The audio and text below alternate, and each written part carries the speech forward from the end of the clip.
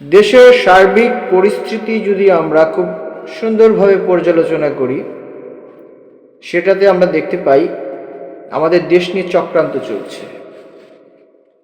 চক্রান্ত চলছে আমি এর জন্যই বলবো যে বিগত সরকার যারা ছিল, স্বৈরাচার সরকার, ফ্যাসিস্ট সরকার, তারা আসলে নিজেদের খুঁটির জোরে, নিজেদের আইডেন্টিটিতে বিশ্বাসী ছিল না।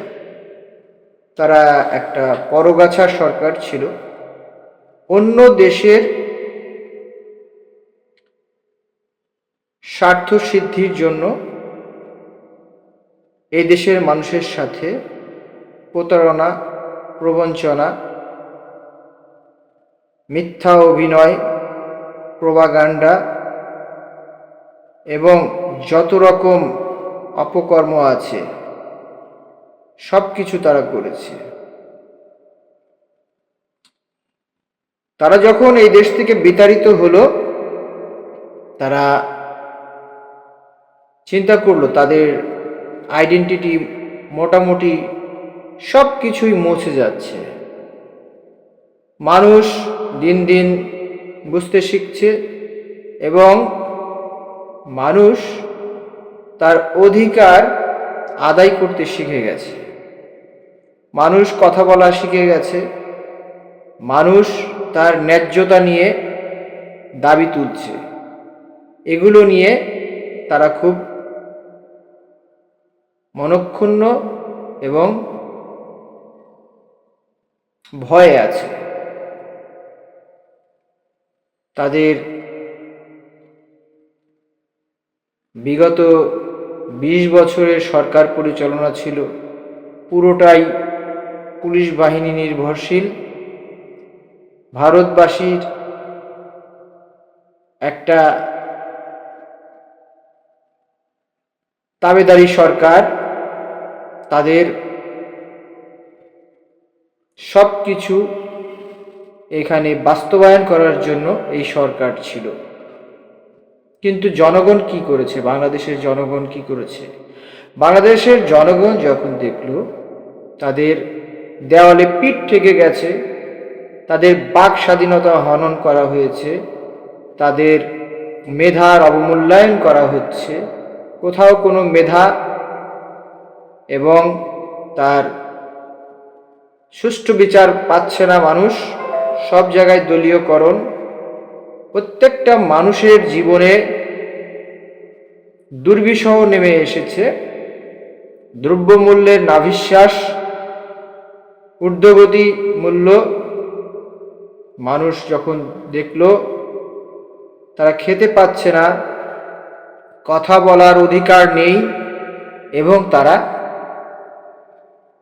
একাধারে মিথ্যাচার করে যাচ্ছে, দেশের জনগণকে নিয়ে ছিনিমিনি খেলছে, জনগণের অধিকার নিয়ে ছিনিমিনি খেলছে, জনগণকে যে কোনো কিছুই চাপিয়ে দিচ্ছে এবং জনগণ সেটা বাধ্য হয়ে মেনে নিচ্ছে মাথা পেতে। কিন্তু না, জনগণ এই মাথা পেতে বেশি দিন সহ্য করেনি, হয়তো 2 দশক লেগেছে। কিন্তু এটা একটা, আমি যেটা বলবো যে তাদের যেই নিষ্পেষণ, দমন, নিপীড়ন, এটা থেকে জাতি মুক্তি পাওয়ার জন্য আজ এই বিপ্লব করেছে। এই বিপ্লবের মাধ্যমে স্বৈরাচার সরকার, ফ্যাসিস্ট সরকার, অযোগ্য সরকার রাতে ভোট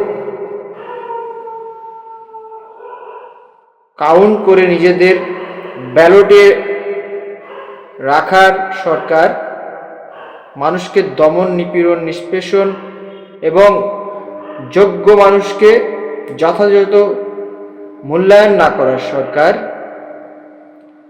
জাতিকে শিক্ষায়, দীক্ষায়, আদর্শে মুজিববাদী করতে জোরালো প্রচেষ্টা এবং মানুষের ভেতরের ইচ্ছা আকাঙ্ক্ষাকে কবর দেওয়ার সরকার। আমি যদি বলতে চাই, এক অর্থে তারা ফেরাউনের চেয়েও খারাপ ছিল, এবং তাদের যারা দোসর ছিল তারা দিনে দিনে এদেশের মানুষকে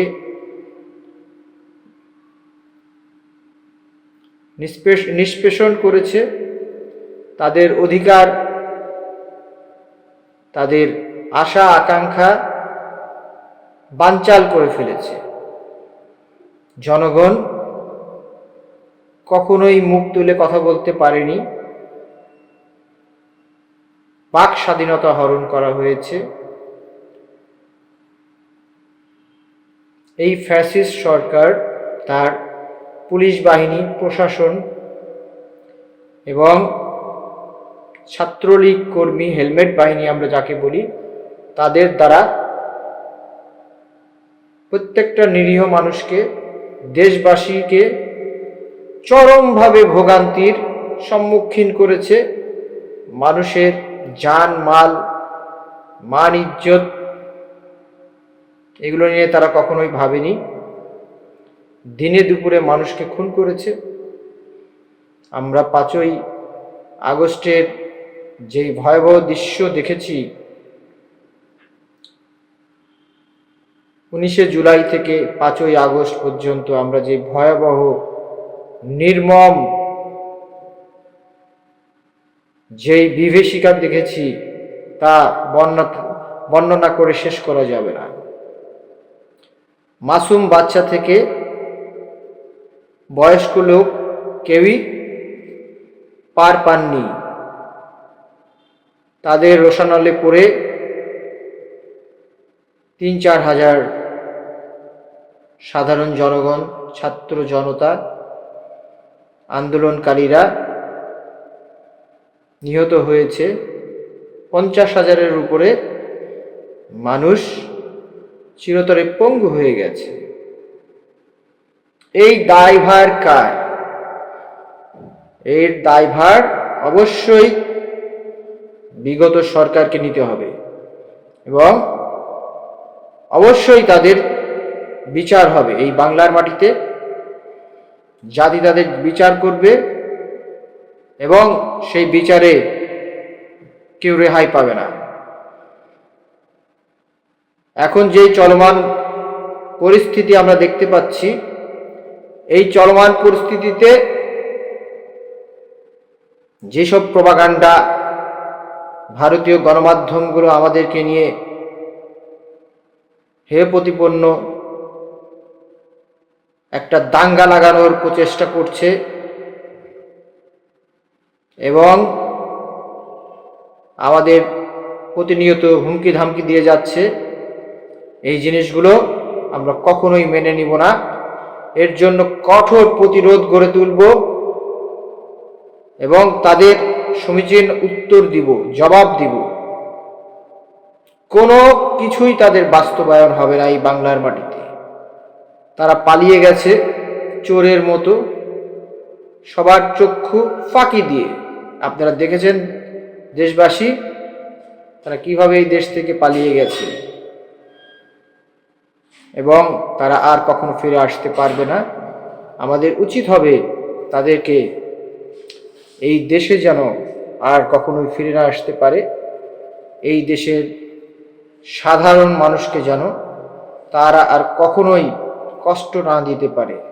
সাথে সাথে আমাদের এটাও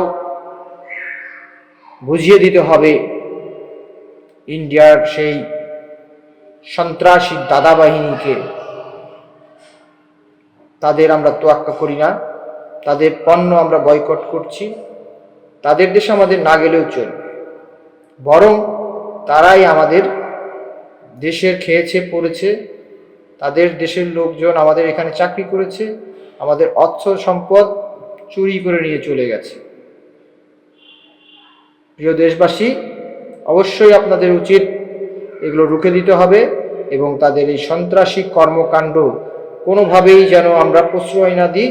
সবাইকে একত্রিত হতে হবে। এখনই সময়, যার কাছে যা কিছু আছে এগুলো নিয়ে প্রস্তুত থাকবেন। জাগ্রত জনতা।